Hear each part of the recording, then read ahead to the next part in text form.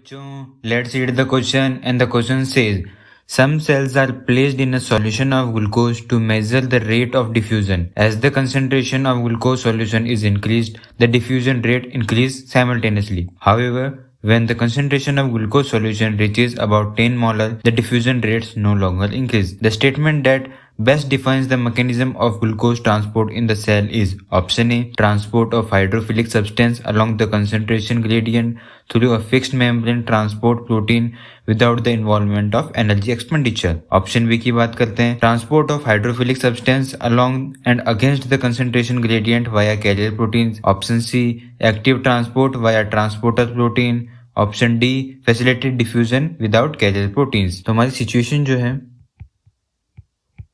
वो ये है कि हमारे पास एक कंटेनर है जिसके अंदर ग्लूकोज सॉल्यूशन है। इनिशियली लेट्स से कि 1 मोलर का ग्लूकोज सॉल्यूशन है, वहाँ पे हमारी एक सेल रखी हुई है। तो सेल के अंदर ये ग्लूकोज सॉल्यूशन डिफ्यूज हो रहा है। तो हम क्या करते हैं, इस 1 मोलर को इंक्रीज करके 10 मोलर कर देते हैं। तो 10 मोलर करते हैं तो उसके साथ साथ ही डिफ्यूजन रेट इंक्रीज होती है, और तब तक ही होती है जब तक कि 10 मोलर नहीं हो जाता। 10 मोलर हो जाने के बाद डिफ्यूजन रेट सैचुरेट कर जाती है, डिफ्यूजन रेट कांस्टेंट हो जाती है। अब ये क्यों होता है हम आगे देखते हैं। तो यहाँ पे जो मोड ऑफ ट्रांसपोर्ट हो यूज हो रहा है, मोड ऑफ ट्रांसपोर्ट, उसको समझते हैं। अब जैसे ये हमारी सेल की मेम्ब्रेन है तो उसके अलावा कुछ प्रोटीन्स लगे हुए हैं।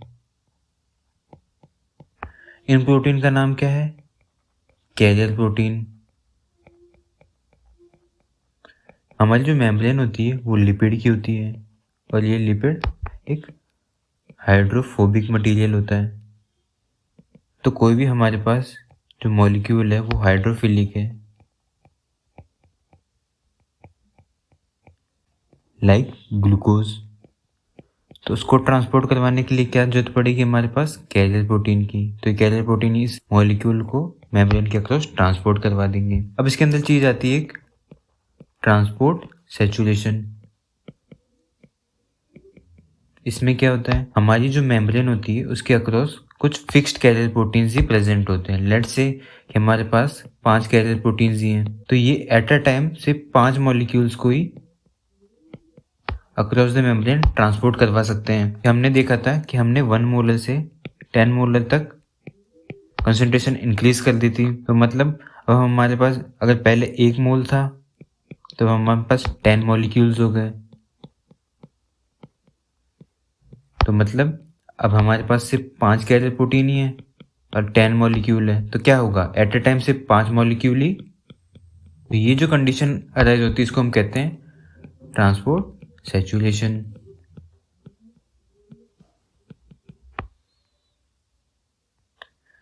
तो ये जो हमने पूरा मैकेनिज्म देखा, ये हमको कहाँ देखने को मिलता है, एक तो फैसिलिटेटेड डिफ्यूजन के अंदर,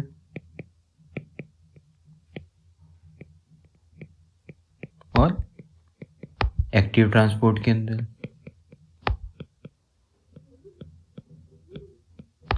इन दोनों के अंदर कैरियर प्रोटीन यूज होता है, ट्रांसपोर्ट सैचुरेशन होता है। पर हमसे क्वेश्चन में उसने कहा था कि एनर्जी एक्सपेंडिचर नहीं होना चाहिए, एनर्जी का यूज नहीं होना चाहिए। तो ऐसी सिचुएशन कहाँ होती है जहाँ पे एनर्जी का यूज ना हो, वो है फैसिलिटेटेड डिफ्यूजन। तो हमारा जो आंसर होगा वो होगा फैसिलिटेटेड डिफ्यूजन। तो हम हमारे ऑप्शंस को रिविजिट कर लेते हैं। पहले ऑप्शन में कहा था transport of hydrophilic substance along the concentrated gradient through a fixed membrane transport protein without the involvement of energy expenditure. तो ये बात सही है हमारी, ये फैसिलिटेटेड डिफ्यूजन की डेफिनेशन है। हम देख लेते हैं कि फैसिलिटेटेड डिफ्यूजन ही होगा यहाँ पे। ऑप्शन बी की बात करते हैं transport of hydrophilic substance along and against the concentration gradient via carrier proteins, जबकि हमको along the concentration gradient he movement करवाना है। तो ये ऑप्शन हमारा गलत हो जाएगा। सी की बात करते हैं active transport via transporter protein.